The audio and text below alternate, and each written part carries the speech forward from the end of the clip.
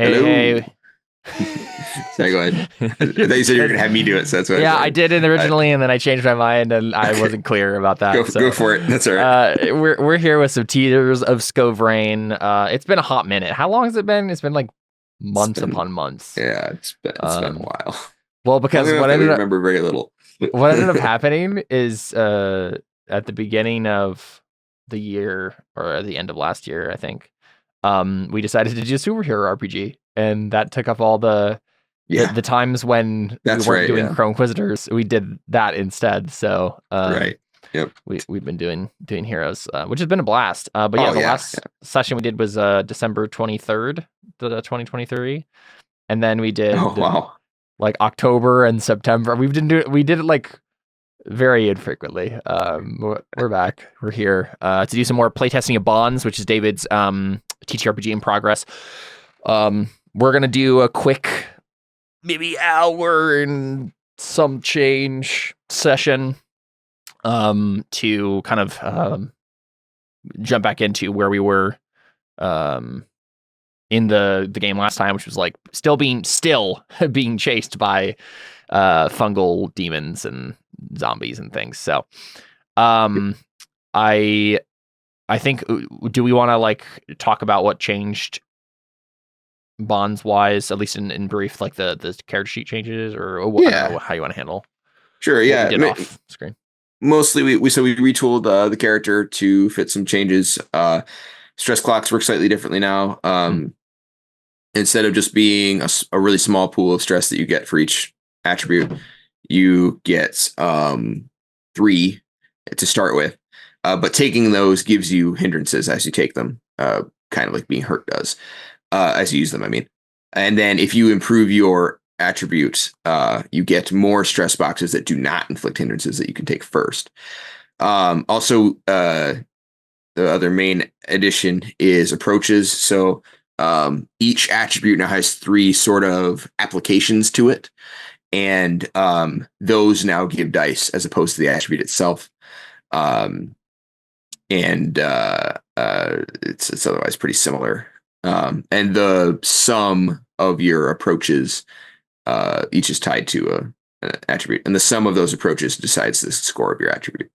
That's not super relevant necessarily, but yeah. We really need you to settle on a character sheet here, David, so we can do actual Roll20 character sheets. I just gotta stop changing stuff. I think I'm in a pretty good spot with most of it. I think I'm pretty happy with most of the functions. I don't know that the character sheet would change much, other than like if I do decide to make stress clocks like a resource bar instead, that I guess would change some stuff. But honestly, I can't really do that on this anyways. One of the reasons I avoided that is because Google Docs has cells, and in order to do check boxes, I'd have to make a bunch of tiny cells, which would be super annoying. So, that's one thing that maybe eventually you could get someone to just like make a Roll20 sheet for it. I had someone do a visual sheet for me a long time ago, but I don't know if any of the elements on that sheet are still relevant. I know. But that's why I say we need to make sure that you finalized this sheet so that we can actually do that and not feel like it's gonna be destroyed. Nice. But to do that, we got to do more playtesting. So that's why we're here. Yep, exactly. Yeah. Alrighty. Yeah, I'm ready for Zion to continue to fail. Yeah. So just as a recap from what happened last time, sort of, because it's also been a long time for us.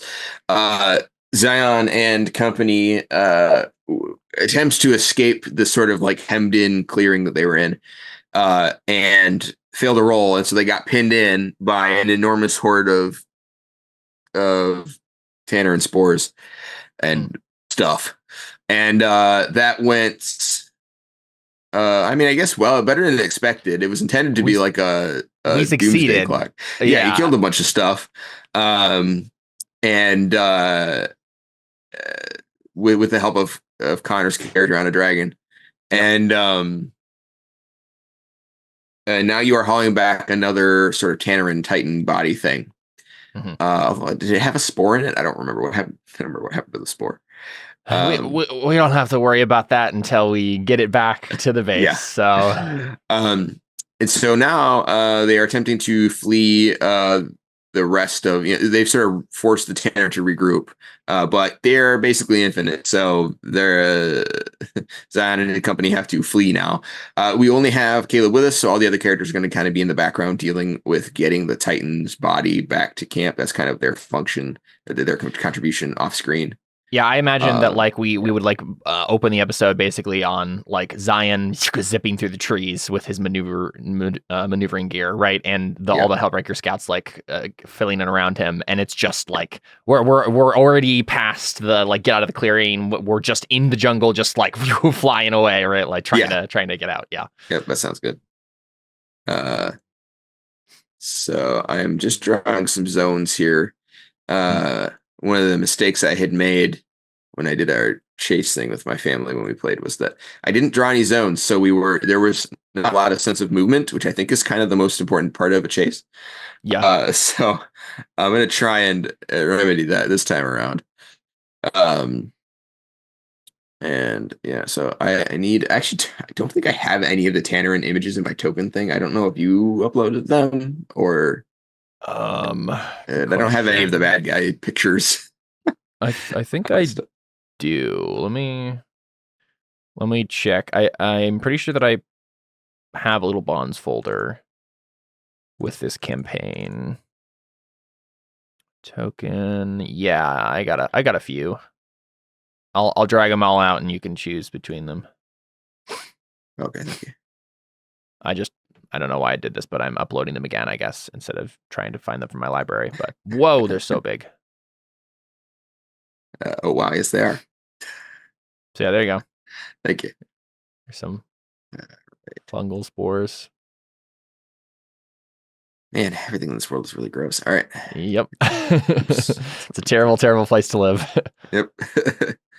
And you all came here with, well, I don't know. I guess probably some of you were born here at this point, I think, right? But let me make it smaller. Make it smaller. Well, I'm not sure that is the case because I'm not sure anyone wants to raise a family here, right? Yeah, but I mean, I suppose when you're fighting like a generational galactic war, it really depends on how secure our base is, I suppose. Like how often we get attacked by things. I mean, you've got pretty much the only thing that can threaten your guys' base, like where the my version of the super Hellbreakers is 12-ling, I think is what you call them. I don't know that anything can really approach that except for the Titans, right? And they tend to retreat after you burn away the outer layer. You can't really do anything to them, but like after that point, but they still tend to flee for whatever reason. I think it's probably secure enough that, like, I mean, you guys have been here for a while and you haven't been killed. So we're starting to get into an Alethi war camp sort of situation where I mean, it's probably hard the to soldiers are requesting their families to come and I suppose, right? Like there's probably a livable place on this planet where you guys are, right? Like I suppose you have an alliance with like those like purifier types that like true. Yeah. Maybe help us carve out a space. That's probably the case, yeah. Without infected. And I assume that the people who live on this planet know methods of like living in a place for more than a short period of time, right? Like they're probably the reason that's an option. Cool, yeah. So yeah, we see Zion and his scout zipping through. We see I guess I should, what's his name? Look at the characters' names. I guess I'm just calling him Connor. Where's Drakenthor? And then Mordecai is Josh's character, and then Arlo is Jared's character. Technically, they're all here. Oh yeah, we don't have character sheets on it. I was like, I can't find their names on the thing. It's because the character sheets are they're all in well, they're all in Google Docs. I was looking in the yeah.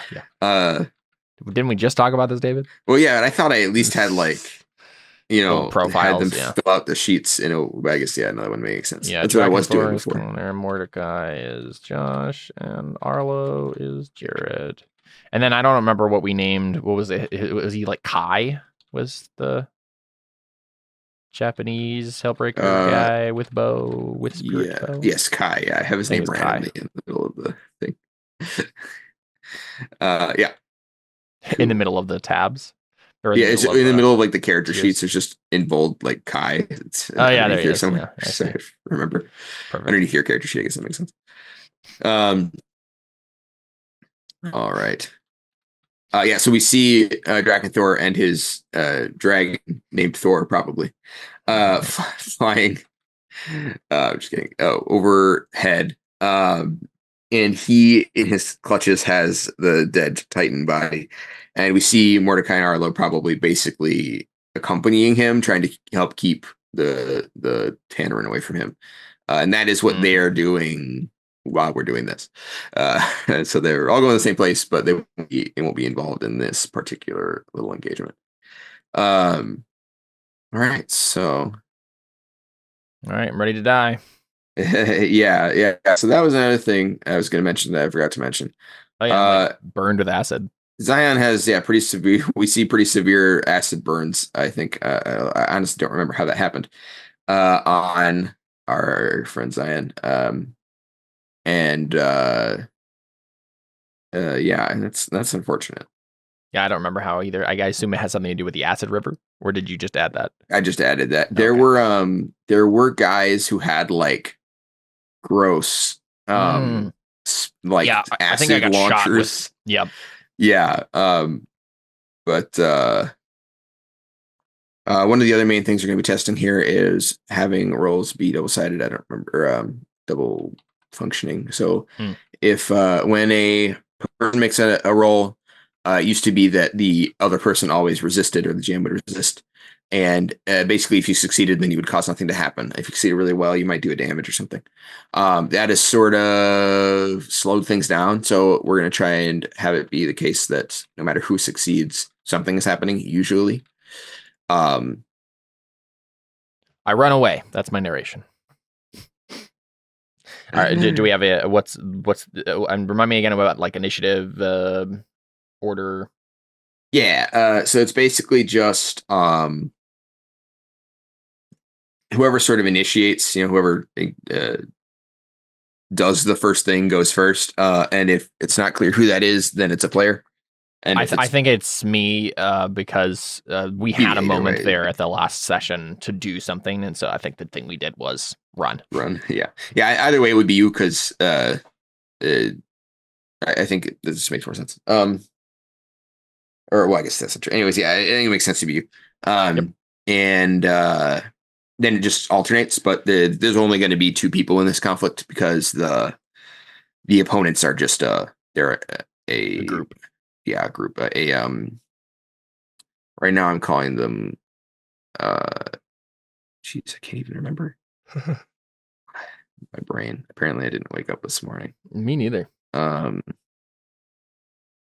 really been struggle busing this morning.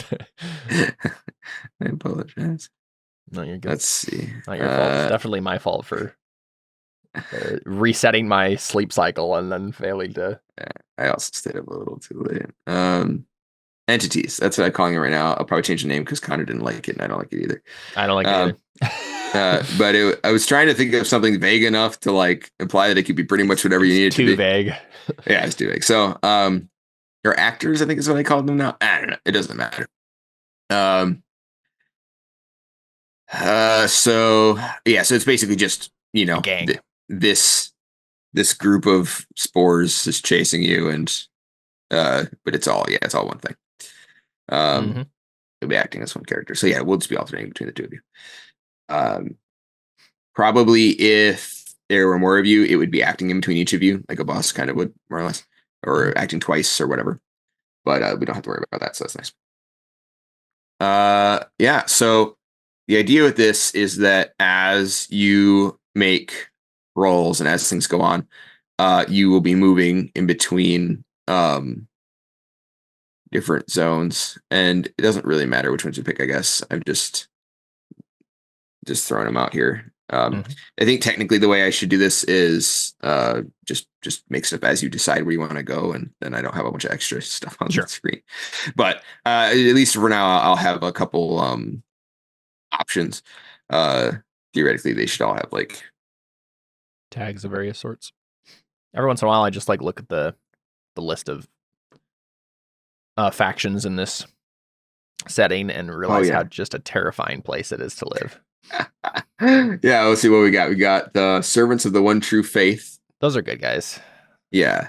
They do we have like a short description of them? I don't remember. Let's see, disparate survivors of an unimaginable calamity, dogmatic adherence to a holy text, many shepherds guiding many flocks, plain homespun robes. Those are their traditions anyway. Yeah. Stranded starfarers. Oh yeah, I forgot, man. Yeah, the spiders. There's spiders here too. Yeah. Yep. Bulky life support. So they're like spiders in spacesuits. That's hilarious. It's the worst. The Ascendant Afflicted. These are the people who like, fungal symbiotic hosts. They like cancerous growth. They intentionally I have blight. They intentionally like interact with the corruption, right? Mm-hmm. The bonded pack. These are like furries, right? Well, that's what Connor's character is. Right. They interact with the animals. They don't they aren't animals themselves. Yeah. I believe that one of the ways they're able to like stave off the corruption is by doing the bond with these beasts. Like soul bond. Yeah. The cultivators of new flesh. Carefully managed bloodline, bucolic and laconic pantheon taking on nature's aspects. These are the people who like turn into stuff, right? Let's see. As long as your family members only consume the food and drink they've produced, they will not fall ill or attacked. Yeah, these are like the symbiotic people too. I think these are the people who have managed to purify. Oh right, yeah. They've like carved out a different ecosystem, and then the Syrinquire are like the dryad Malavim that are like still alive. Right, yeah, like the ghosts of the Malavim that like protect the glades that are like the only non-corrupted places. Which I think we decided your base might be in one of those. Actually, I think that's true. Yeah. And then the Hellbreakers, of course. Yeah, once we actually get to the base, you'll have to do a bunch of world building on what that looks like. Yeah. And we see your characters be like, oh, but we don't see what they're looking at. Yeah. Now I got to figure out what they're looking at. All right. Anyways, so, and then, at the end of each round, I'll decide whether or not you guys have moved into a new zone. And, you'll obviously be telling me where you're trying to go to since you're the one fleeing. All right. So, I'm going to go here. Yep, and you are basically just flying at this point. Not trying to do anything special, and they are going to try and so the filling this clock isn't about killing you. So they're for the most part not going to be attacking you physically, like to try and kill you, but they will probably be using attacks to try and like slow you down, right? Try and win and catch you. I mean, obviously they're trying to kill you, but mechanically they're not going to. Yeah, mechanically what's happening here is a chase. Yeah, they can choose to attack you. The problem is that doing so uses their turn, and then they don't advance their actual catching you thing. In this case, that probably would be the smart thing to do because you're almost dead. So trying to attack you would probably be smarter than trying to catch you. But you're basically going to just cruise through the clock probably if they don't do that. So, anyways, so they're going to you see with this the screen, the camera rotates behind you, and we see just sort of like movement in the trees behind the clearing, and then it just into the clearing pours out just a whole bunch of tannerin, and they're coming from the side too. Like it's clear that they're converging, and we see a couple more of the I think these were the guys that had the like gun spore things. So we see acid launchers. Yeah. They sort of plant themselves and they start firing at these trees as you're going towards them to try and basically make the treetops dangerous to travel through, right? So they are going to try and basically slow you down, right? Make you be more careful about where you're moving. And really difficult footing. Oh, you're not in that zone yet, so it doesn't matter. We'll look at our thing. So we've done our narration. So next we do intent. So yours is presumably to overcome, which I've just merged with engage, basically. So you're going to try and, which I feel like I might have to change if I want to keep the you do it as a simple action instead of complex action. I don't want attacks to be able to do that, so I might have to split those again. We'll see. For now, we're not going to worry about that. You have so you're attempting to overcome, right? I assume you're trying to just get away. They're going to do the same thing. They're trying to slow you down and stop you. So basically, the way that works is if you tie, you will both mark, which actually in this case means nothing will happen because it's a tug of war clock. So any marks you do undo their marks. So it would be a net 0. Normally that wouldn't be the case, obviously, but and then a full success is 2 marks. And in this case, if they succeed, they get 2 marks, right? So it's instead of just being them trying to stop you, they can actually get progress if they succeed. Yep. Which is the main difference here between what we were doing before. Mm-hmm. So now we determine approach. So based on your narration, right, it has to follow from the narration. I'm assuming precision, right? Like using the maneuverability. Yeah, gear. I think that makes sense. Yeah. And they are using precision also, I think. Well, actually, they're the NPCs, at least as of now, don't even have approaches. They just use the generic attributes just for simplicity's sake. So they're using acuity because they're aiming at you, right? But yeah, they basically just get 2 for everything that's in acuity because it's just simpler that way. And position. So this is where I, as the GM, decide if anybody in this role is in a solid, ideal, or perfect situation to overcome their opponent, in which case I give them 1, 2, or 3 dice. I mean, I think you have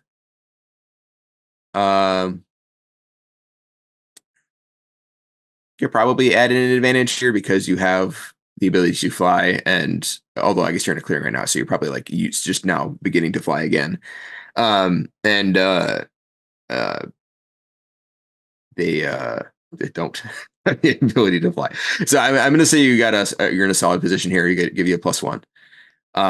Then you can, if you want to choose to push yourself or not, you can. This is where you inflict stress on yourself to get 2 dice.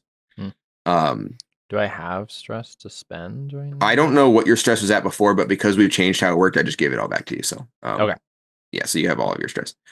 So basically, yeah, you could give yourself penalties to use either any of these, or if you're using a willpower roll, you could use the free thing. In this case, you're using acuity, so it would give you a hindrance to spend it that way. So I'm going to have to, like, if I do that, I get penalties automatically, right? Because it gives you a hindrance. Basically, you would become, I believe it is, for acuity, I think is strained. I think it goes, yeah, I have a list somewhere. It's on my phone. Sorry. Let me look. It is, doesn't really matter, I guess, but for acuity, it's strained, then dazed, then stunned. Stunned would basically keep you from like doing very much. I also solidified like the narrative power of a hindrance to keep you from doing things. So like I was thinking, like, what if someone wants to cast a sleep spell on you, and like at what point do you fall asleep, right? So the way that works is a 1d6 hindrance is just a penalty. A 2d6 hindrance is just a penalty, but it's obviously a bigger one. A 3d6 hindrance is debilitating in some way. So like if you want to, the difference between like grappling someone at a 1d6 is like holding their arm. A 2d6 would be like putting them in a chokehold. A 3d6 would be like locking them down so they can't move, and like then they can't move, right? They can't try things like that because they've been debilitated in some way. They have to stop that debilitation before they can go on. And then if you get them to 4d6, you can render them like you can incapacitate them in some way. So if someone's casting a sleep spell and gets it up to 4d6, you can put the person to sleep, right? Yeah. So a character might choose to mark one segment of on stress clock on either the attribute that governs the approach you're using or on an asset relevant to the role. Yeah, you could also use an asset stress, which would, I think, for all of your assets, put them in the depletion where you couldn't use them anymore until you recover them later, because they all only have 1 stress available. Yeah, so that is an option also.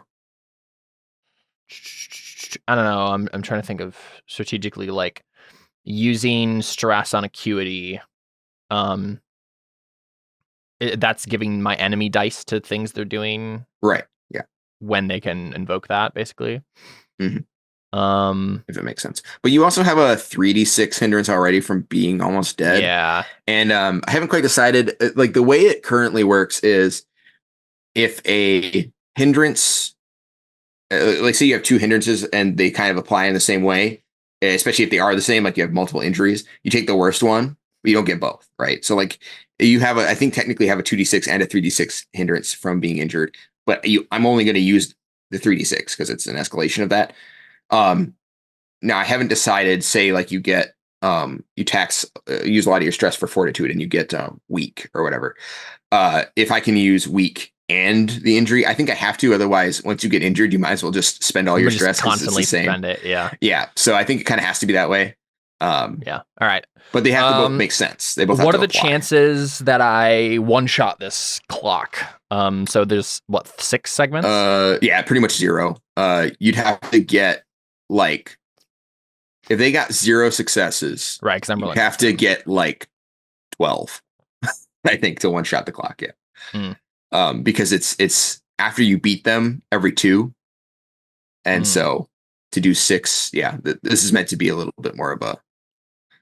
People generally only have 4, and that you can one-shot if you get a really good roll. Also, having 3 is basically being dead. If you're at 3, you should give up. Usually is the idea. So you can get people to 3 in one good shot. If things go real bad. But this is 6 segments, probably not gonna happen. Yeah, so I'm only rolling 2 dice, right? How many dice am I rolling? Well, so let's see. You're just saying whether or not you want to push yourself. So you'll have the die fate. You have 2 from precision. 2 from precision, yep. And then you have you're not using any of the stuff in that way. I think you give me +1 for position. Yeah, you have 1 from that, so you're at 3. 4. 4. If you count the die fate. And yeah, so yeah, that would be your pool at the moment. Okay. And theirs is going to be decent if they can argue a way to make your injury help them, which I don't know. Yeah, I think I'll just roll as is for now, and not worry about that until I know how bad it's going to be. Yeah. Yeah. Sounds good. All right, so same. It's 4+ as a hit. So then I just would roll 46 greater than 4. Yes. Yep. All right. And your first result will be the die of fate. Yeah. Just all successes. Nice. There you go. All right. Their pool is.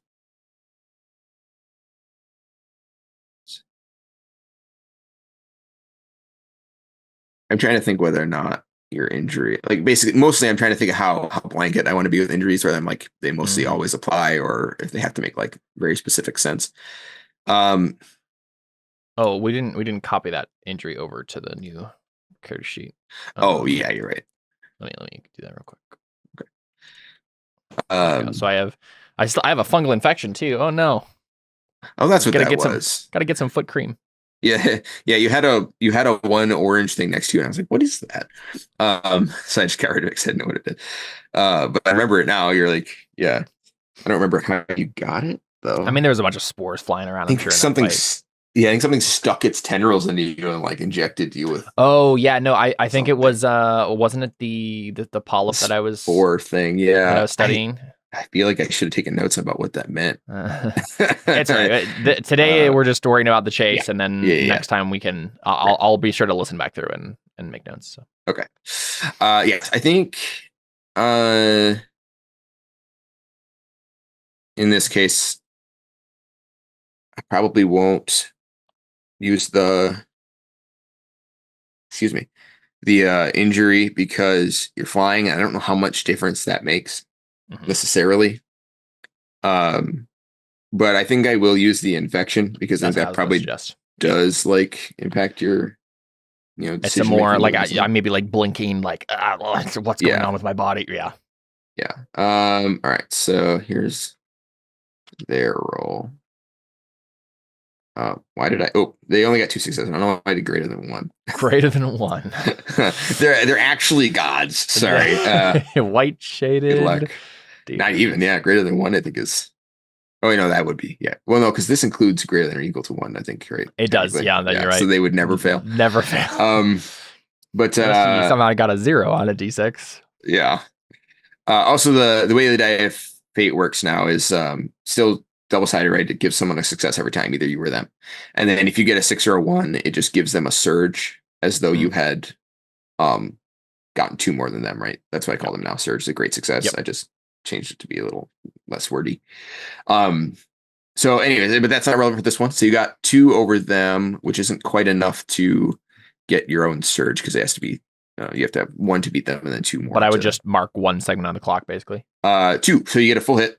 So it's 2 segments. So meeting the obstacle and then +2, basically. No, sorry. So if you had tied, you'd do 1 damage. If you succeed, you do 2 damage. If you had succeeded by 2 more than what you needed to like beat them, so you would have needed right. Okay. So if I got 3 successes, that's a full success. 2 successes is a tie, and 4 successes is not quite enough to be. Yeah, to be 5 would be 3 damage, because you would or actually you don't have to pick that. So 5 would be a surge, and what a surge means now is you can go through any of the moves and in that document I sent you, and any of the intents, sorry, and pick a tie result and add it to your outcome. One of the tie results is deal 1 damage, so you could do another damage. But you could also create a temporary tag, increase a tag. You could recover if it makes sense, gain a boost, but that's kind of just less effective than maneuvering. Anyways, so yeah, all that to say, it's a little more flexible now. Filled into 2 segments, so we're making progress. I assume moving to over here. Yeah. Well, so I think currently it's at the end of the round. I decide whether or not it's shifted, and it will. But I think at the moment you're still crossing over because they have to do their thing. Right. So yeah, they are just gonna try and keep up. Basically, they're just gonna run as fast as they can, and try and swarm underneath you and get to a point where they can like maybe even like cut you off and try and like cut you off, trap us somewhere. Yeah. So they're just hoofing it. And I mean, I assume you want to do the same deal, probably, right? Just kind of try and keep ahead. Or you could try and create an advantage, start singing a song, do whatever you want to do. Yeah. So my options are. Actually, no, sorry, that's not true. That would have been true on your turn. In this instance, because it's their turn, you have to resolve whatever they're doing. So yeah, like you couldn't sing in response to them running, right? You have to deal with the fact that they're trying to chase you in some way. Yeah, so we're just trying to go faster. Yeah. We can probably do it with songs though, right? Like yeah, that makes sense. Yeah. And then if you succeed, you could create an advantage as the success option, and that would be that makes sense. Quite like that. So yeah, they're a little bit better at running. So one thing I've been doing is as we sing through it, we have a hymnal and psalter that we go through at our church that has a lot of really cool music in it. A lot of which whenever it sounds like it could be a Hellbreaker song, where it's like just a little bit, sounds a little maybe Israelite or whatever, maybe a little bit, just the way I imagine it in my head, I make a note of it. And at some point when I write this series, I'm going to use those tunes as like the meter for writing out the songs. So that's a great idea. Very cool. Nope, I'm done. How do you roll 20? I don't know. There you go. Oof, not great. Yeah, even with 5 dice. So yeah, one of those actually give you a success. Die Fate, the first one, what's a 2? So you got a success from that. Perfect. So now I'm choosing my approach and stuff similarly to how I did before. Yep. I mean, it sounds like you're doing pretty much the same thing you were doing before. Or no, at least you said you were going to use the songs, so maybe you can try and like, you can try a different angle if you want. Like, using your songs would probably be either, like it could be Resolve, it could be Sway, kind of what I was thinking. Right? Which is the same for you. It doesn't really matter either way, but I think either of those would make sense. Probably depends on the song. In this case, I think resolve makes sense. Yeah, let's do resolve. Like I think it's just like a focus song, like combat. It's one of my combat songs, right? Right. Which also means that you can use your Hellbreaker songs. Fighting retreat song, whatever that is. Right. Yeah. Live to fight another day song. Yeah. So I think you're at 4 for that. Yeah. So I get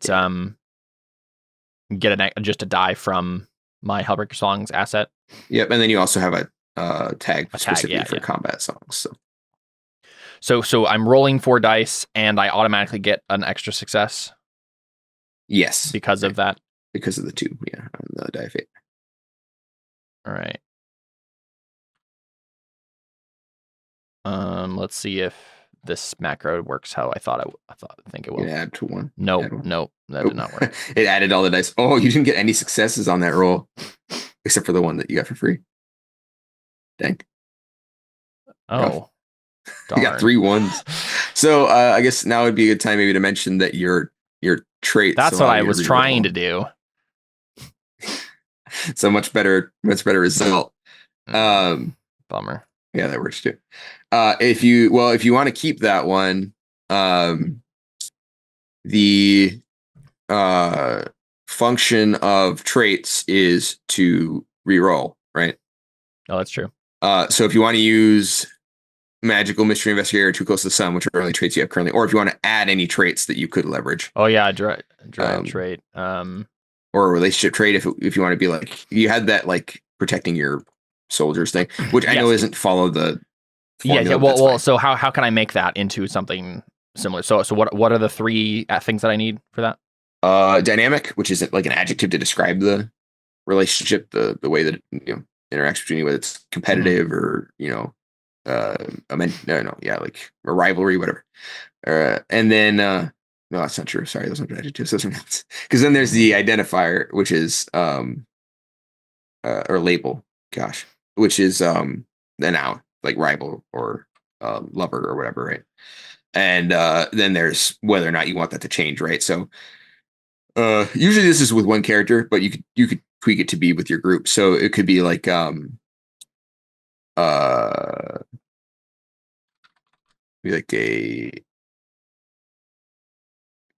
camaraderie is a noun, but that could work for like your description. And then like your label would be that they're your subordinates, right? And you might want to change that by like, having them I don't know. Maybe you don't want to change it. Maybe you're happy with how it is. And that's an option too, right? The intention can be to just keep things the way they are. I feel like this works kind of by the spirit of it, at least. Yeah. I will keep those under my command safe, right? The keep is the keep and safe are the what I want it to look like. Under my command is the adjective, and those the men. I'll change to keep the men under my command safe. Yeah. Only the men though. No, yeah, that makes sense. I don't know. I mean, are they all men? I don't know. I kept them all safe. The men, not just the men. Yeah. The women and the children. Sorry, what we said. Nega Anakin. I was asking if there are any women in your scouts group, or if it's. I don't think so. There was one. I think we described one. Well, we described one, and then we ended up changing her to be Josh's character. Because, you're right. Right. Yeah, so my at least my idea of the Hellbreakers as a society. One interesting thing I was thinking of doing is having the songs, because of how music works, have the songs be gendered, and so combat songs are usually in a male range. Sure. Right. And so it's not like it's impossible for a woman to sing them. It's just that like it's the natural like kind of the way they fit together, the way the songs. Yeah, it's just more natural to be like, oh yeah, I'm a dude. I sing the fight songs, and there are ways to like harmonize, obviously, and like be both singing the song. I'm pretty sure there's probably some cool like self-defense song, like protect our home together song or something that like the husband and wife can sing if they really need like to. Mid-range. Yeah, but that's cool. And there's obviously harmonies and stuff, but I think at least for like the combat songs, I imagine them being very like just like made to be sung by men just by the virtue of how the magic works. Yeah. So I like that idea. That sounds good. Yeah. So I put a little X next to it so we know that you've used it for your reroll. And so now you have 4 successes instead of 1. So that's much better. Yeah. And you were I guess I should have asked you this before, but you were trying to create a tag there with the songs, right? Is that what you're doing? Yeah, the idea is that we're focusing, we're locking in. Yeah. So gotta get that Sigma energy. You beat them by 2, right? I think that's what it was. I probably used that wrong. So, I don't know. A Gen Z person in chat is gonna chew me out. Yeah. So you get to create a 1d6 tag for having succeeded on that roll. Nice. Locked in. There you go. All right. Put that wherever you go find it to remember it. All right. And now at the end of the round, I think we're gonna have the chase progress into the next field here. Oh boy, I've made a mistake. I forgot that that's a thing I could pick up. The lines are a thing I could pick up. All right. Oh, gosh darn it. Just pick these guys. There. Although actually, I don't know if they've followed you because I love how these Hellbreaker scouts are just standing in a row according to height for some reason. I hadn't noticed that. That's hilarious. Let's see.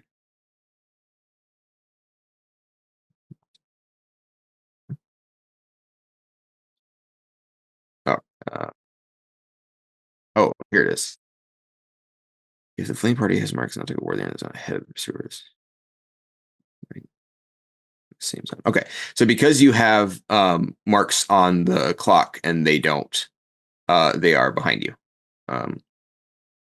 Right. In the zone behind you. Cool. All righty. It's going poorly for them. They're not doing very well. Actually, I don't think I'm gonna try to do anything fancy. I think the idea here is just to go fast, and we just keep going fast.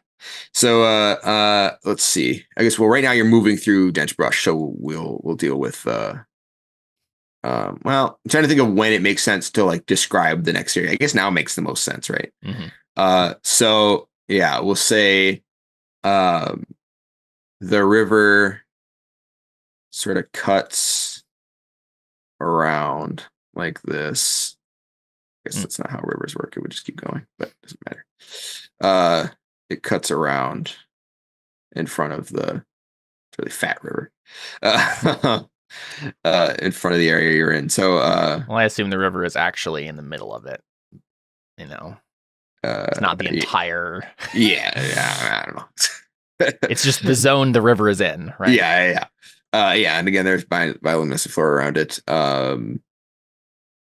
Let's see. Yeah. I don't think so. Excuse me.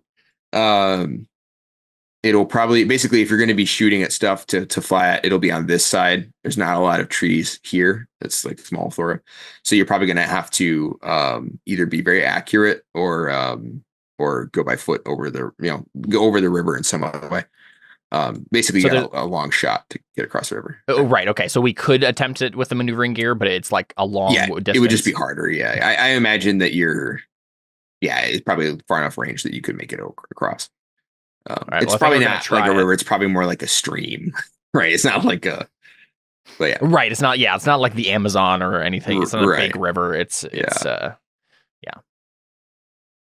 Cool. So Europe, I think. I think we're just gonna try to make that long leap across the river and keep going. Probably just precision again. And just overcome, and I don't see anything dramatically changing about what we're attempting to do there. So then we would get like the enemy's gonna get like a difficult footing. He's actually not even there yet, so he will, but he has to catch up to you first. Well, so that's what I'm slightly.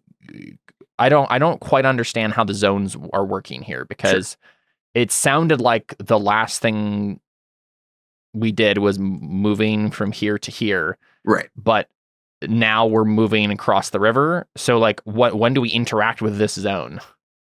Now you would, right? Because you're in the zone. Right. But so what you're I'm wondering flying, is like, so what's being rolled? Like how is this difficult footing getting added to the dice pool? I mean, if it relates to someone's narration, so like say later, because right now they're behind you, right? So assume that nothing changes. You move across the river. They move into this zone. Gosh darn it. I can't move just the token. They move in this zone. And then they try to run.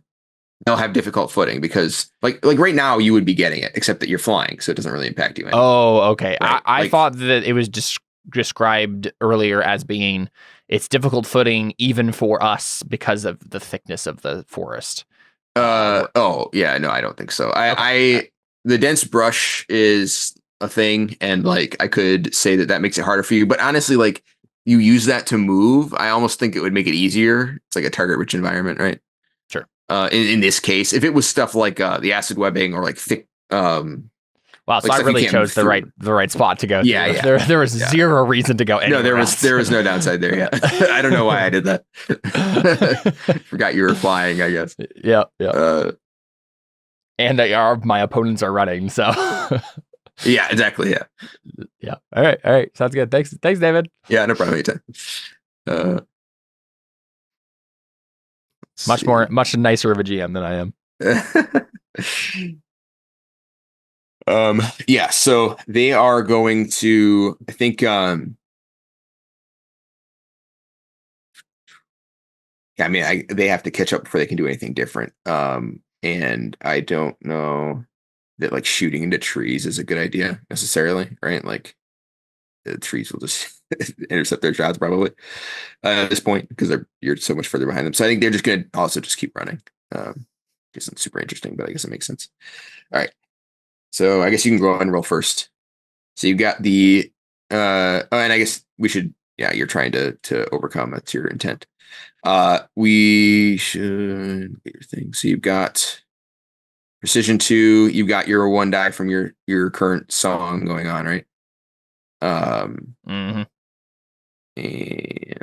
then the die of fate. I think that's it. So how many is that? 4? 4 dice, yeah. All right.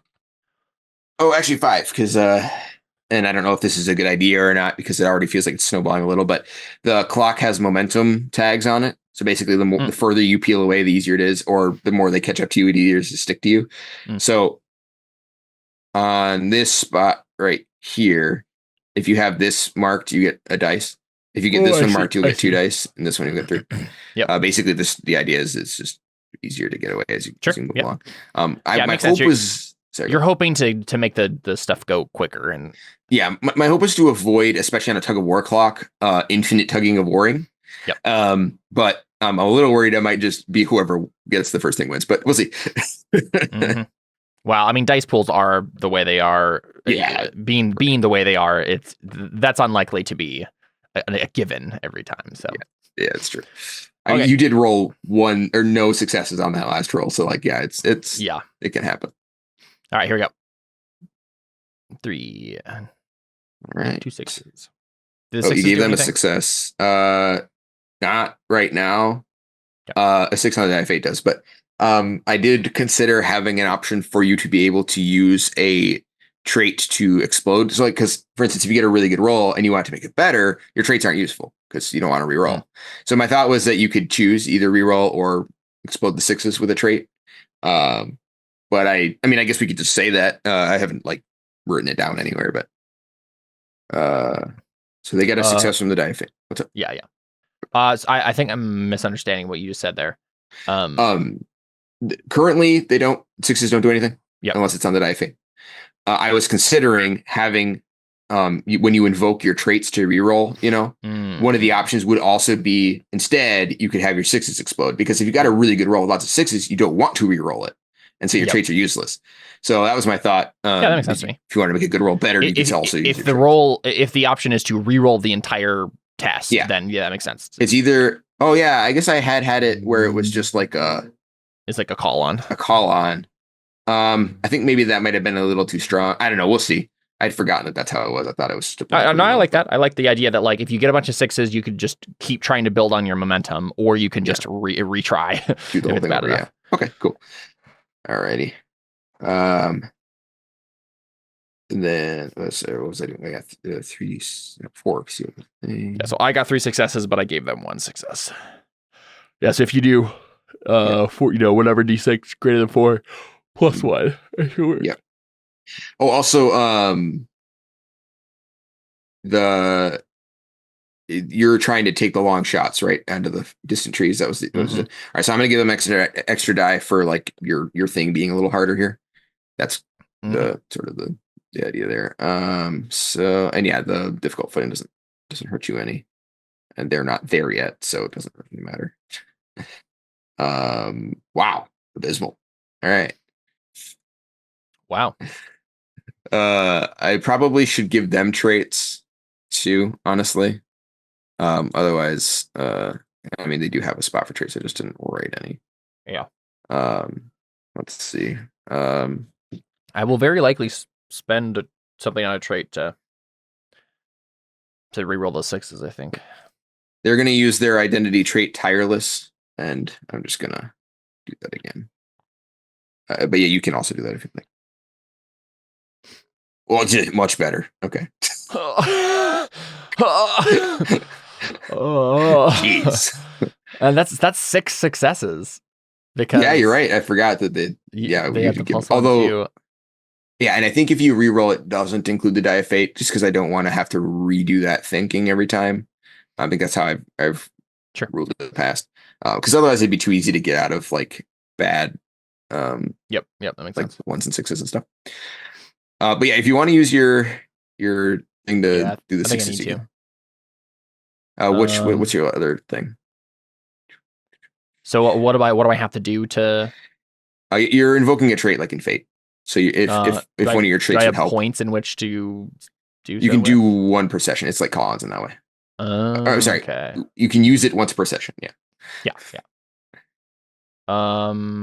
So my traits is what I'm. Yep. So either Too Close to the Sun, Magical Mystery Investigator. I don't know. Either of those make too much sense, but you have empty ones to fill. So. What? Sorry, I know we talked about this before. Drive traits. Yep. What can I? They add are here? The changes you want to make either in yourself or in the world in some way, right? They're kind of long-term goals. I will return Skovrane to its former glory. There you go. Very long-term goal. Perfect. Yep. All right. I don't really know if I could invoke. Yeah, I mean, you could say like you can't do that if you're dead, but then you could also do that for literally every drive. I know. What am I? I think I had something like this. I know you're trying to learn stuff about Discordia. That was like a big part of your character, right? You're trying to like harness Discordia. That's why you had Too Close to the Sun. So you could have something more like grounded about that there as well if you want. I don't help you here either, but I will just. I don't think. I will discover the secrets of the Discordia on Skovrane. Okay. Still doesn't matter here, which is fine. So I already used. I will keep them under my command safe, right? Right. Or do I not? I have a little X there. It's not a very good way of doing it, but. You could have a relationship too close to the sun because I am just reckless, like Icarus, and we are taking a big leap across the river. I think that the underlying element of that was Discordia, too close to the Discordic sun. So if you can find some way to shine a light on how you're maybe abusing Discordia in some way to do this, then sure. Sounds like a terrible idea. Mm-hmm. It's coursing through your veins in that right now. I know. Oh no. Yeah. You know what? As long as that's like a thing I can just narratively say, unless I have to do something else. I like the idea that like the fungal infection. I feel the little bit of discord. in my singing, right? Like I start to harmonize in the wrong way and make it a little bit discordant, and it gives me a boost. Cool. Yeah. I like it. All right, here we go. Do they explode then, like normal? Yeah. Just 2 successes. That makes me still 1 success behind them. Yes, you're right. So that means they succeed, but they don't get any extra stuff like they would have. Mm-hmm.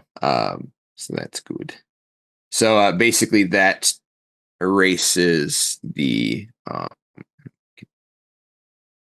They unmark your boxes here. Ah! There we go. Oh boy. All right. Which I suppose technically means they like close into the same zone as you. I don't know if I think that's supposed to, or no, that's what happens. So now they're in the same zone as you because they managed to close in. And yeah, I think basically we see you focusing and like I think you probably get across, right? Like we narrated that. I don't want to do a disservice to that cool narration thing. And obviously you're, mechanically we're still interacting with this thing. So you're in the process of doing this, but you manage to land your shot, but like a handful of your men don't. And like we see them curse and like they pull their spike back and they're trying to shoot. And meanwhile, everyone's converging, right? Yeah. And you're not going to just abandon them. So, right, of course. So I think basically it buys them enough time to crawl in the same zone as you. And then we see sort of like out of the river, because that's cool. Like a whole bunch of little spider in a spacesuit. Yeah, right. A whole bunch of little eyeball guys, not the sentient ones, but like the stupid ones that are just kind of lying around and act as eyeballs. They just kind of roll out of like crabs coming out of the water kind of thing, but like en masse, right? They roll out of this acid pool and they basically just try and dogpile whoever's like on the ground. Like the people who missed would have had to land and like re-aim. This is a terrible place to raise a family. Terrible. Yeah, I mean, it's not exactly the ideal vacation spot. But, and yeah, so they're basically gonna just try and overwhelm and like lock down some of these guys, and try and stop you here, which they won't be able to. But I like the idea that like this is the planet that David's Hellbreaker character, your Hellbreaker character is in charge of. Like I wonder how you got this assignment because this sounds like your nightmare. Who did I make mad? Right. But I also have a feeling that you volunteered for it because you're like, I don't want to make anyone else have to do this. All right, let's see. Sorry, my brain fell out of my head. I'm scooping it off the floor at the moment. Sorry, I derailed it anyway. No, you're fine. Here it is. Okay. I do this thing where I have to switch between the sheets on Google. And so when I'm looking for something that's on the other sheet, I just don't see it when I flip through my tabs. And I'm like, what? Then my brain doesn't work anymore. Okay. So they're going to use their Spore Hills asset and try and overwhelm me here.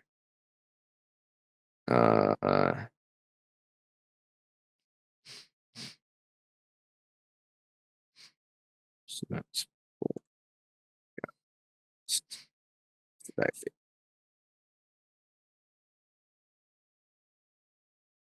Hey, they got a 6. We got our first Die Fate success thing, or surge. But they only got 3 successes total, which isn't amazing.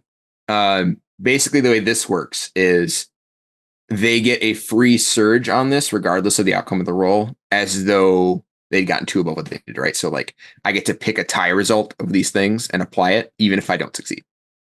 And if I had gotten a 1, that'd be true for you, right? Does that make sense?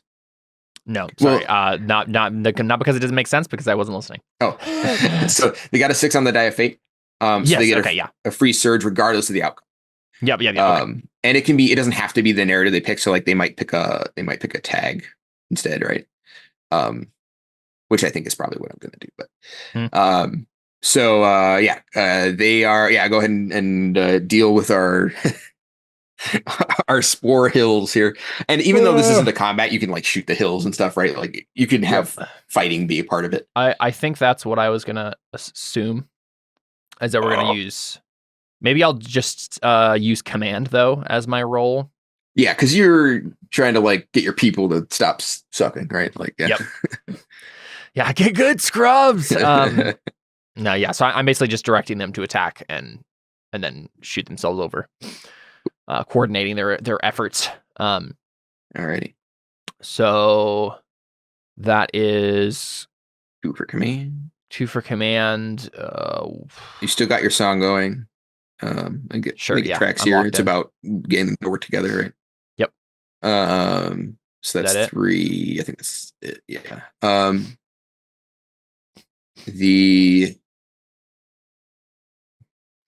Because you don't get the extra from being filled because it's not filled anymore. Yeah. From the momentum thing, because they unmarked them. Yeah. All right. I guess you have a. Oh, but they don't apply dice automatically. Yeah, never mind. Also, I guess I forgot to add position to this. I don't know that really matters that much. I'm just going to leave it. Sure. All right. Not bad, actually. Yeah, there you go. And that's to keep it from being like a. Yep, we're managing it. Thing. Although it's still going to be pretty rough. So they get a full success, which is 2 hits, and they get a surge, which could make it 3 hits. But instead, I don't think I'm going to do that. Instead, I'm going to. So, well, first of all, they get 2. Oh, well, I guess I should not be dumb. You can, since you are protecting this clock, you can choose to spend stress and reduce the number of marks inflicted upon it, like it was your own health, by 1. Go do it once, but so if you would like to do that, you can. The other thing they're going to do is increase the severity of the surge that they're picking is the maneuver option. On a tie, you can temporarily create or increase a tag by 1d6. So they're temporarily, I guess I should make that a different thing then, honestly. So you got 1 of this, and then 1 of that, I guess. That one will go away at the end of the next round. Your infection thing, I think, sort of is spiking, right? Like you when you did that, it sort of helped you focus and get across, but then you feel it, like we see, maybe like travels a little further down your arm and it starts to hurt. So it'll be a little worse for this next round. Can I spend, so I can spend stress? Yeah, so you can take your own stress either from your character or from your assets. I was thinking of spending it on Hellbreaker songs, and just be like, I should stop using the songs for now. Like, because it's just going to get worse if I don't, and just say that, like, I used the one last burst of like the songs to coordinate, but then after that point I'm dropping it for now, right? And so I'm sure people are singing, but I'm not coordinating it like I was before. Yep, sounds good. So whatever that one stress will give you. Oh, okay. All right, thanks. I guess we'll have to wrap it up in a minute here, but it's already after 11. But so you want to use your stress on the songs, which will deplete them, and then reduce the damage taken by the thing by 1. So that's the plan. Okay. So they only mark 1 thing of the clock instead of 2, and then they're using their surge to get the tie result to temporarily make your thing worse. Cool. All right, and now it is your turn. So I guess narratively, we see the spores just pour out of the water and start, like, grabbing onto some of the scouts, and like eventually everybody more or less gets across the lake. I guess I don't know how free we're going to be with casualties here, but I'd like to think that, like, probably what ends up happening, because I'm like spending stress on like the songs and whatnot.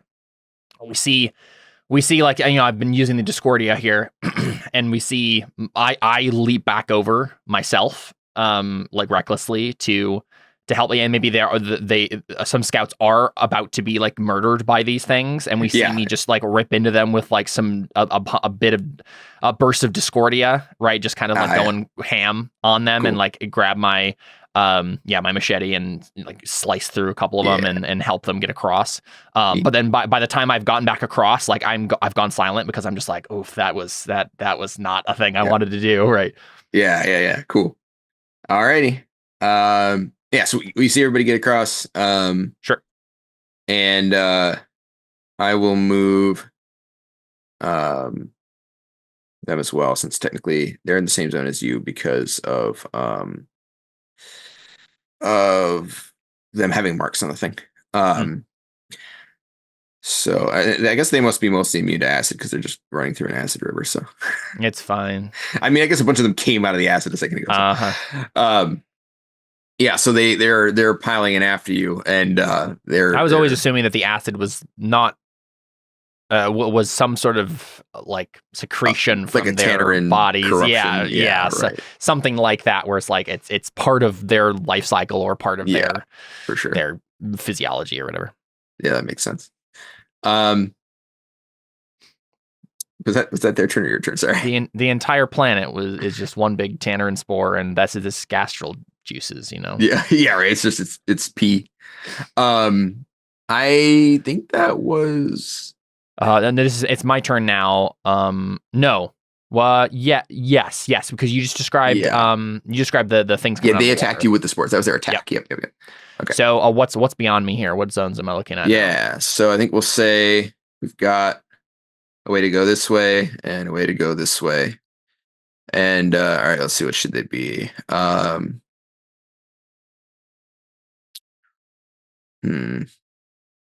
Yes, I think it'll be more like dense wood or jungle. I guess it's a jungle. And there's spore clouds in here. And then but we'll say there's also like difficult footing in here too. So there's downsides for both of you. On this one, let's see, it'll be like a.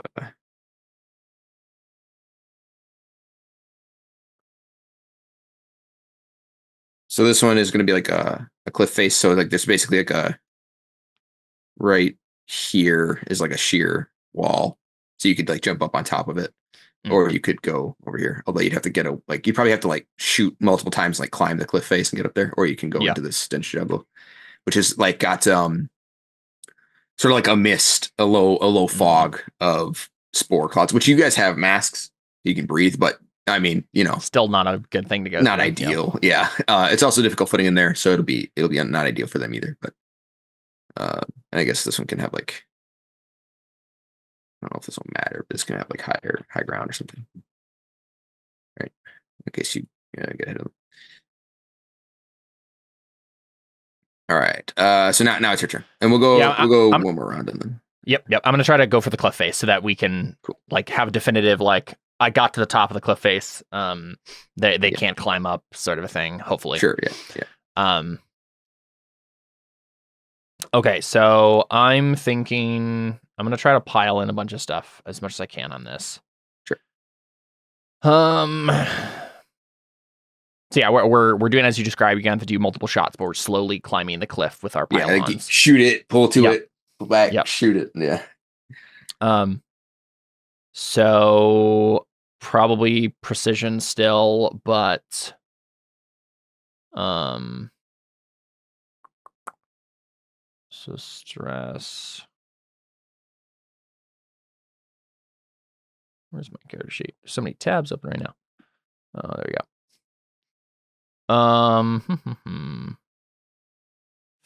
Oh boy. Another thing you could do is try and create an advantage, and then on their turn, when they inevitably try to attack you, you could try and get away and move by moving right with your advantage. That's an option. Not sure exactly what that would be, but yeah. Okay, choose to mark one segment of one stress clock on either the attribute that covers it, or so I can only do this once. Do what once? I'm sorry. Pushing yourself. Yes. Yeah. Okay. And you can use your assets stress as well if you don't want to. Yeah, I'm not sure what I would do here. I don't want to use up Hellbreaker Scouts or Hellbreaker Scout gear. That'd be very bad. Terrible idea. Yeah. But I can't really see a way I could use Arcana here. So, true. I will go ahead and just like do probably maybe spend stress on willpower. Right? Okay. Like pushing myself. I haven't decided yet. As of right now, you can only spend stress on whatever attribute you're using. Yeah, that's but fine. I don't know if I like that necessarily. Yeah, that's fine. That makes sense. We're just training ourselves to with Acuity. Okay, yep. So I'll add 2d6 to my roll there, and that gives you the strain hindrance. Yeah, strain. Not for this roll. After this roll. Yep. It doesn't affect you right now, obviously. That would be stupid. So I will put that on here. But okay, so precision, die of fate. So I got 3. Can't use songs. Yeah. So I think I'm just rolling 5 dice. I'm not sure what else I can do to get more dice at this point. So hope for the best. Yeah, hope for the best. Yep. Okay. Die of fate as well. Good. Yep. Yeah, I got 5 total.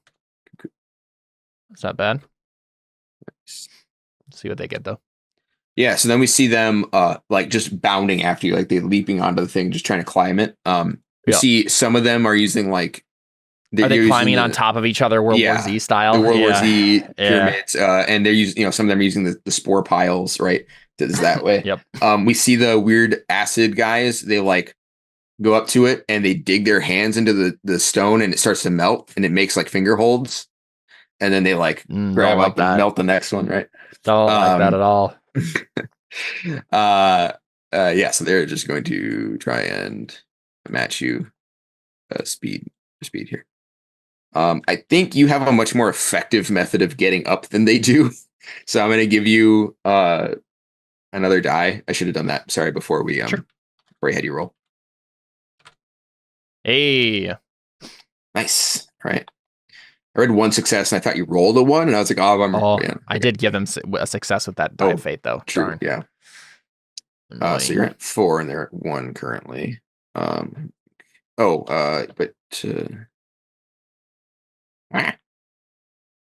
that, and then you've got the currently 2d6 penalty from the thing, but not tired yet. All right. Oh, and they also have momentum. Oh, I almost did greater than 1 again. I don't know why I keep doing that. Wow, terrible roll considering. All right. But they did get 3 successes, I think, right? Mm-hmm. Yeah. So that's a tie, which means that you're both trying to mark. So basically, you both mark. Neither does, because they cancel each other out. I'm trying to think of a trait I could maybe call on here. Oh,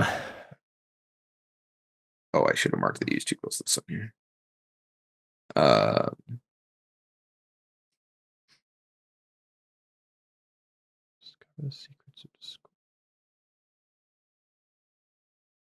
Man, I don't know.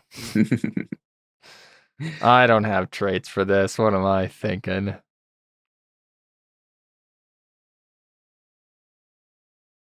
I can also let's see. It's not really like a conventional thing, but oh no, you don't even have the spore guy. He died. That's right. Okay. As I say, maybe you could lose something useful here and like use that as a kind of like compel, but for an invoke. You know what I mean? But I don't think. Yeah, I don't know if that makes sense. And then let's see. Yeah, I think we might just be at a standstill there. Yeah, I suppose if I had known that they were using like acid handholds and stuff, I might have tried to invoke Arcana. Oh, sure. Because of the discordic magic stuff or in the Skovrane magic stuff. Maybe you can do that now if you want. Can I? Or I see what you mean. You mean use stress on that instead of? Yeah. Well, can I do I get to is there a chance to invoke it as a trait thing? Oh, you have magical mystery investigator. That's about right. Also, it occurred to me you can actually spend stress to reduce the damage they've done, because technically what's happening is you're both doing 1 damage, and on this clock it cancels out. But if you spend a stress to reduce damage, then you're doing a damage and they're not. Right? So technically you could spend another stress after the roll to reduce the damage to the clock, and then you would do theirs. Does that make sense? So I can spend stress on Arcana. No, sorry, this is a separate thing. So if you want to invoke invoke magical mystery investigator, you can do that. Also, if you want to spend stress, it could be on Arcana, whatever. You can reduce their damage by 1. So if I describe myself, basically being like, oh yeah, look, they're using just like their weird acid abilities. Here's a way that we can negate it. Fire at their feet. Sure, yeah. Fire at the acid generators. Maybe you like cover like you're shooting at the. Obviously, you're probably shooting at them. There's probably been fire going back and forth this whole time. But maybe you could be like shooting at the rock. So then there's like red hot phosphorus in the way, and they can't like put their hands on it. You know what I mean? Sure. Yeah. So like we'll say that scorching. Good enough for me. I'm really reaching here to use any of these. You're fine. Well, and actually, let's do that first, because if you do well there, they might not do damage, and then you don't have to spend stress to reduce. Yeah, I have 2 6s, so that's I figured I would try. Right. Yeah. That's fair. No, only 1. Got 1. But I mean, you were tied, and now you're not, so that's good. Yep. Right. Right. That's what's happening. Yeah, you got 5, and they've got. Wait, I don't know. My brace not working. So they got 3, and I only had 4. Oh, so you're beating them already. No. Yeah, I am. I'm beating them by 1. I'm pretty sure. Right, unless something else that got added that I remember. Well, because you got I gave him a success in the die fate, so it's you, but you didn't add it, so it's so that gave me 3, right? But you had 4, right? Yeah, I have 4. And then you got another one. Yep. So you have 5. Yeah, I think I'm confused about how you were describing the clock before, but like, how does it interact with the segment that's already on here, right? So. Well, so I'm just trying to figure out the number of successes you got, because this 5d6 was you, right? Yep. So with the 3 successes, and then the extra. And then I gave you a die, and you rolled that. Yep. So you had 4. I only had 3. You had already beaten me. I thought we were tied. No. I don't know why I thought misunderstood that. Oh yeah. So when you tie, you both get the tie result of whatever thing you picked. In this case, we were both picking damage, but we didn't tie. I didn't realize that. Yeah, I got one over. In which case, it probably wouldn't have made sense to do this, because you've just made a success into like a slightly better success, but it won't do anything different, right? Like, okay, yeah. So I actually, to go ahead and unmark that. Sorry, that was kind of unnecessary. I That's right. Thought we were tied. I don't know why. Instead, you get a success. So just do I get to fill in the? Thank you. Yeah, so basically your 1 damage, you're doing 2 because it's a full success. Your 1 damage gets rid of the thing I had, and then your 2nd damage adds in 1 for you, right? 2. All right. Still where we left off. Yeah, I was to say, this has been pretty back and forth. I mean, it's been fun, but we haven't made a lot of progress. Nope. But that does mean you pull away from them, because you have a mark and they don't. So they're in the zone behind you now. Yep. So you do manage to get, but yeah, so we see basically like your guys, as they're running up the hill, they just light up the side of this cliff with like their fire rounds. And we see like this red hot like rock dripping, right? And then they shoot above that, pull up, and they keep repeating it. And so then, yeah, as we see the Tannerin trying to like climb and like pile up after you, we see them getting like singed or like trying to like, use lesser Tannerin to like as a footstool. So they're still yeah gaining, but much slower because they can't just like climb the rock. Yep. Because they're weak to fire, so it's hurting. Yeah. I think it is their turn now. So we'll do their turn and then we'll call it. Sure. One thing that I had, and I'm considering making this a more consistent thing. Combat doesn't have this, but conversations have a time clock. And chases can actually have a time clock too if it's like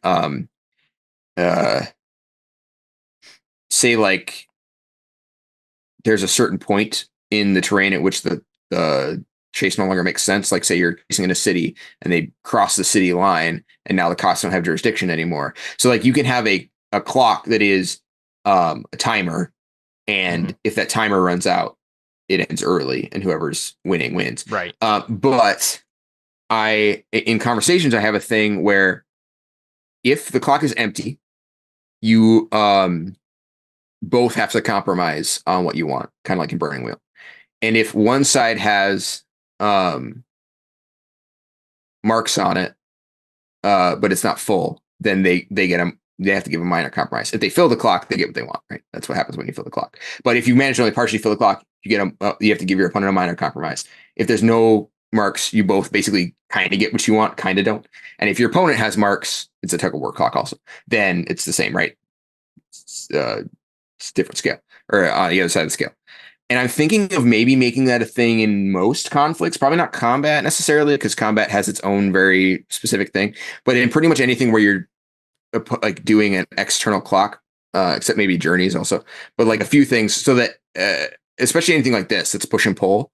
I think maybe I want to have a clock that automatically ends it after like 3 or 4 rounds, just to help keep that from happening. Yeah. And then we have that like compromise thing like we do in Burning Wheel. I think there are some where that wouldn't work, like journeys and combats, and maybe it's another way you could do it too. I mean, this changes the thing, but if the tug of war clock does sometimes feel pretty like it's hard to gain any ground at all. So you could also just have 2 separate clocks that you're filling. Yeah, that is how the normal one works. I liked the idea. I guess it was hard for me to, in my brain, make sense of like, or you get further away from me, and then I fill my clock and I win. Like I guess it felt a little weird in my head. I guess we could just try both and see if like, because the regular contests do work that way. So like, for instance, if you're playing a sports contest and you're both trying to score more points, you're just trying to have more marks, right?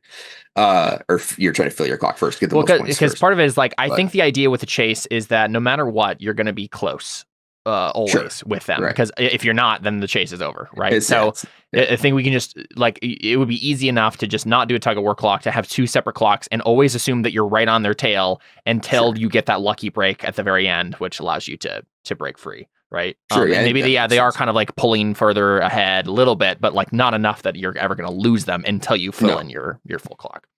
Yeah, I guess that makes sense.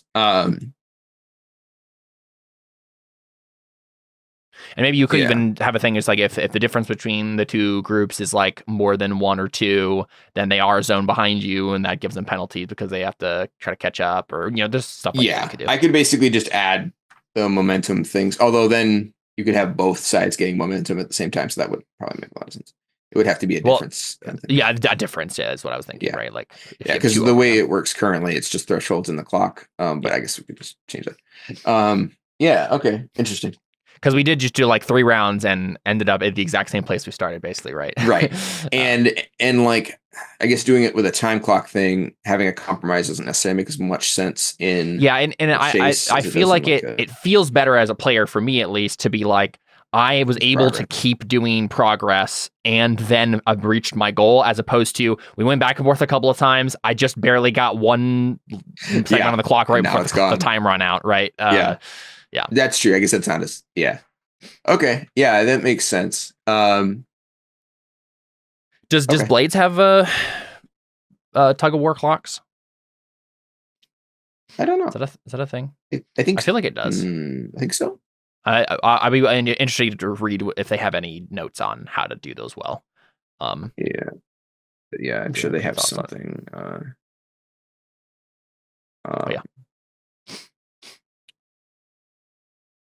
You could also just have Dallas and the Hellbreakers show up and save me, Yeah. Let's see.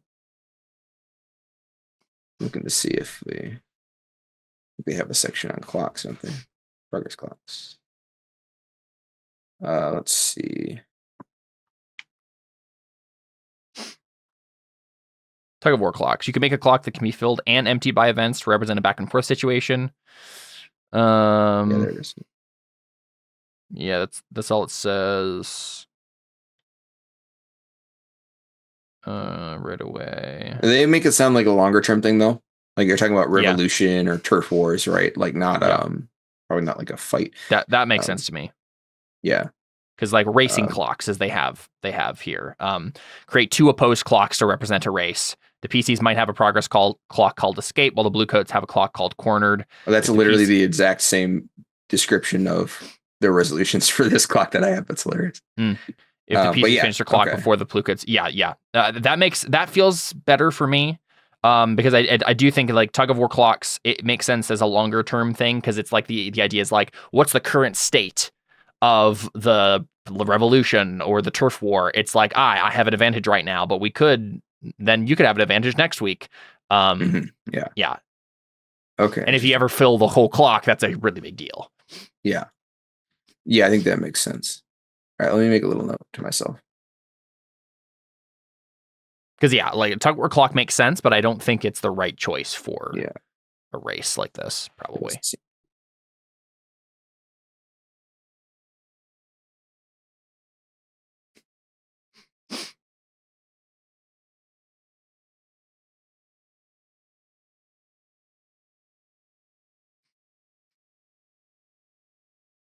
I hadn't realized it was so similar. That's like almost exactly the explanation for like my regular like conflict stuff. You have the 2 clocks to fill, and they have a called different things. Yeah, that's funny. All right, I guess it's not surprising. So yeah, we'll do their turn, and then we'll just call it there. So, let's see. Yeah, I think they're just going to try and let's do this instead. I think we see as a parting shot, there's some communication happening, and then in some kind of weird clicking and gurgling language, and then the spore shooty guys split off, and they stand on like these clumps of their spore pile things. And they're like, trying to. I think they probably what they do is they fire some off, and like you see, like behind you guys as you're moving on the cliff face, you see a couple little like polyps land, but they stay there. They don't follow you, and they kind of look at you, and then we see the acid guys brace themselves and like aim, and they're gonna try and like artillery fire at you, from here. But it doesn't look like they're trying to chase you anymore. And so they're actually going to try attack you and basically give up the chase and just see if they can try and kill you in this last volley. Sure. Before you get away, because they're don't really have like a good way to get across this molten rock thing you've made. Yep. And also we need to be done. So yeah. So they're gonna use acuity. And I'm gonna give them their spore pile thing. That's 3. Oh, they have spore launchers as an asset. I forgot about that. Let's use that one instead. So, all right. And I'm gonna give them super. I use sway to convince them not to do it. Yeah, I don't think it's gonna. All right. I'm not sure that. Oh, you are tired now. I think I'll use that one. I'm not sure the other ones make a lot of sense. This one's gone now. Yeah, I'm strained. Yeah, and you guys are moving pretty fast. I'm not going to bother giving anybody an advantage here, I think.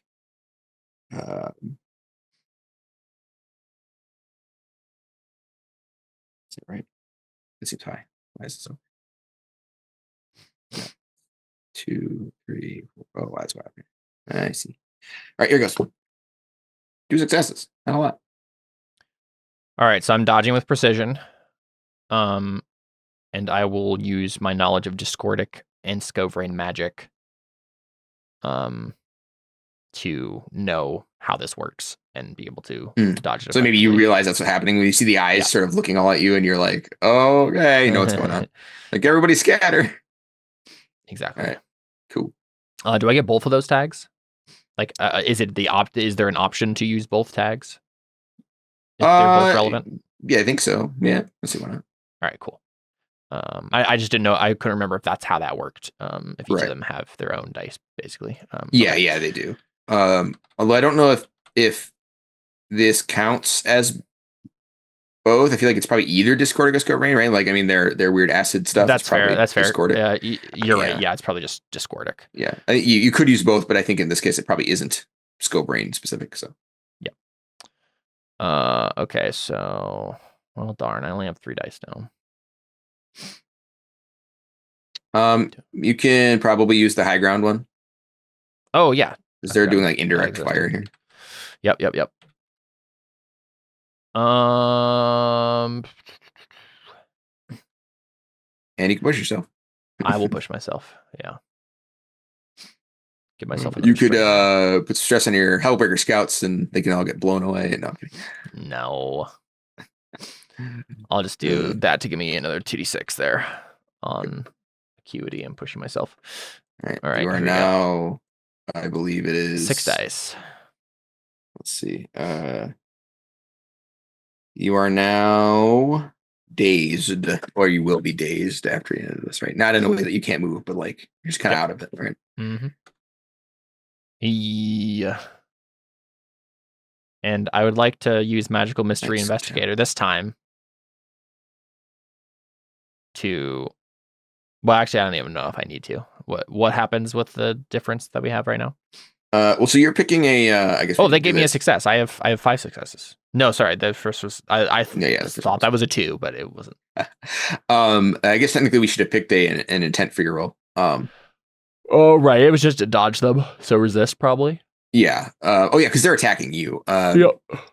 Right. Although you can actually still say, I want to overcome this clock, right? Like by running away. You can still do that. Not that it matters because we're going to end it after this, but. Oh, sure. Yeah, that probably makes more sense then. Okay. So if I get 2 over them, what does that mean then? Yeah, 2 over is still just, so yeah, basically you needed 3 to have a regular success. 4 is still a regular success. If you got 5, you'd get a surge. So in this case, it's still just a regular success, but that is 2 marks. Regular success. I mean, just for the heck of it, because why not? I'll go ahead and do the call on the Magical Mystery Investigator because this is like Discordic stuff being shot at me. Yeah. And I'll actually spend. Yeah, reroll the 6s. All right, that's fine. Oh man, I know the feeling. That's fine. Rough. Cool. All right, but you still mark 2, so you're halfway down the thing. At this point, you would. Oh, actually, you have momentum, so I think in this case, go ahead and add that. Anyways, it's not quite the same in exchange, but I think it makes sense anyways. Yeah. Nice. All right, so now you do get a surge. So basically, that allows you to pick a tie result. Really, the only good tie results are remove 1 mark, which this still has to be narratively applicable. Temporarily create a tag or increase a tag, or deal 1 more damage. So I assume you just deal 1 more damage. Right? 1 more damage. Yeah. So then you're over here instead. Get that right? Yeah. Yeah. So I mean, you're pretty close to being done, and you'll have 2 extra dice theoretically going forward. So, but I think we're gonna just call it there. So yep.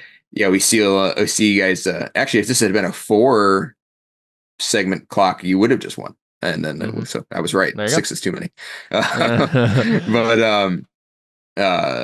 we can just assume it was 4 all along, and then it works out. I do think you're probably right. I think I'll just do adjacent clocks next time. Yeah, because then at least an end is in sight at some point. Cool. All right. So yeah, we see we take shots. You guys scatter into the trees, and everyone goes different directions. And this way, I guess. And we cut back to the tanner, and they're sort of like the spore shooting ones are giving orders, like pointing this way or that, and burbling. And I think we see you guys converge further in the woods, and I think like we see you guys moving, and like the sky gets a little. Actually, I don't remember what time it was when we did this. might have been nighttime. The sky changes color in whatever direction makes sense, and then we'll say it's like early morning, either dawn or dusk. Yeah, yeah, and we see you come out on a sort of an outcropping of this elevated ground you're on, and you're looking down over a more conventionally wooded looking place, like like evergreen kind of like regular trees. Yeah. In sort of like a noticeable shape, like it sort of gradually becomes uncorrupted. Yeah, like you can see where the jungle sort of starts to dissipate, and then the trees start to like look more normal. And then there's this big chunk of regular trees. I think there's probably like a low fog over it, and we see your scouts and Kai sort of landing next to you on the outcropping, and that was close, but it looks like we made it. Yeah, and I look like a wreck. Like I'm burned and strained. You and are dazed and at death's door, and you have fungal infestation. Yeah, man, you look like hell. And when he says that, we look at the black sort of like tendrils in your arm, or underneath your skin, right? Your veins. Yeah, and the implication is literally, and it just kind of seeps back in, and no one notices. Yeah. So we'll see if anything comes of that, because you were kind of infected. So yeah, we'll see how that goes. Go. Yeah, good stuff. And then I think inside of those trees, obviously we see some structures, like, and I'm curious, are they like, do they look sci-fi? Like, do you have a concrete garages and stuff, or like? So this is the thing, right? The thing with the Hellbreakers, beforehand, and in the kind of space age, if they have any technology like this, it's more of a it doesn't look exactly like this, but it's more the idea of the difference between Iron Man's tech versus Wakandan tech. Right? It looks more on the Wakandan style, where it's like more fantastical. It's fantastical tech, right? Like we described at one point, like our little campfires that we have was just like this kind of polyhedron, like glowing polyhedron in the air, right? Yeah. It looks more like that sort of style of technology, where it looks like slightly alien and more like the kind of azimuth sort of kind of Magitech stuff. Right. So like I'm imagining, lots of curves, and sleekness, not concrete, certainly. It is, a lot more, crystals, or I don't know, something along those lines, right? Like where it looks, more Magitech, more, alien, there's not a lot of grunge. It's very it's built into the land too. There's Garden City stuff going on here, where like kind of like space. We're space elves, that's basically what it is. That's true. Yeah. So I think we see a lot of those, a bunch of buildings built into like sort of the terrain, but then we see sort of like a more defined, like not maybe like a wall, but maybe a wall. I don't know, some kind of barricade, and then out past that we see more like concentrated buildings, like an actual proper town sort of city structure. Obviously there's like defensive emplacements, but they're probably not guns, right? They probably look like something a little more esoteric. And then out past that, it looks like it was built on like a sort of like a cliff edge, and then there's water out past that. And we like see a waterfall. Yeah. And in the distance is like the ocean is like a dark green, like an emerald, but in the vicinity around the, like, at the bottom of this cliff and waterfall, the water is all like conventional blue. Yeah. So we've arrived at the Hellbreaker Holdfast. Nice. So, I'd like to think that like the wall, the barricade that we've described is kind of like a series of floating polyhedrons in a ring around it that can be activated with like heat lasers, like that connect it, a laser right? gate. Yeah. So it's not active right now, but as soon as like if something threatens it, it like starts to glow up. Yeah, that's cool. I like it. Sick. Cool. Yep. Sweet. Yeah, like like take my cloak off, which is like burned and acid and just destroyed, and I just like throw it to the ground. And I'm like, it's good to be home. Yeah, we should probably find you a doctor. Please. And like this way, and then we all head off. All right, cool.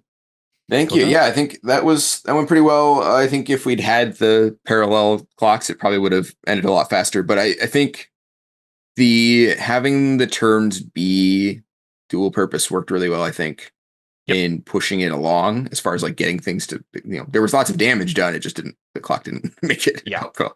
But do you have any thoughts on that, or like remaking your character or anything like that? Anything sticking out? Only thing that stuck out to me that I was confused by is just the description, like how the zones work with a race or with a chase. Like I was confused as to like when we're actually interacting with the zone, and it sounds like right now that it's each of the turns are like move when you move from one zone to the other. It's like the transition is like what's happening there, and you're being affected by the zone you're in. Yeah, the idea is you're in a zone, and technically, I have it saying that at the end of the idea is at the end of a round, the GM decides if the chase has advanced to a new zone, and if he does, then you move everybody. So you could be in the same zone for multiple rounds if that makes more sense to the GM, and then once you've done enough progress on the thing or whatever that it makes sense for him that it's moved, he shifts you into a new zone. So I think I was doing a bad job. I was describing the zone you were moving to in a way that made it sound like you were in that zone. Yeah. But I was trying to give you an idea of where you wanted to go, but I don't think I made that very clear. So like having like clearer delineations of like what that looks like when you're doing a chase would be my one suggestion based on this. So cool. How did the taking actions thing, the new version of it seemed fine. Like I honestly didn't notice a whole lot of difference, but except for the fact that everything seemed to go faster in terms of the actual damage we were doing, as opposed to just rolling. Because before a lot of it felt like someone was doing something and then the other person would have to roll just because, right? Yeah. And as opposed to each of us have an intent each time, and there's in the other version there's also a lot of wasted turns, which I hate in D&D, so I wanted to avoid in this. So it felt good. I think awesome. If we had done the right clock, I think it would have felt even better. I agree. So cool. I think any slowness on it was just because of that, and not because of the new rolling stuff. So perfect. You're really good at describing gross, weird monstrosities. Thanks. Appreciate it. Like the little eyeball things rolling out of the river. Like that was fun. Thank you. Awesome. Yeah.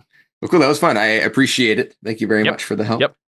Yeah, I'll try. I will try to pay better attention. I was just struggling this morning with a playtest like this, there's so many like mechanics being thrown around. Yeah, right. Trying to learn something and critique it at the same time, and also play and delete the version of it in my brain that was there before. Right. So no, I totally understand. I'll try to be better prepared next time to pay attention. No, you're fine. I appreciate it. It was fun. I enjoyed myself. So yeah, I did it too. Thank you. Awesome. All right. Well, thanks guys for joining us, and we'll see you next week, I assume. I'm not sure what's happening next week. Yeah, we'll have to see. All right. I know that October 12th I won't be free. Yeah. Okay. But we'll see what happens next week. So. All right. Well, cool. See. Yeah.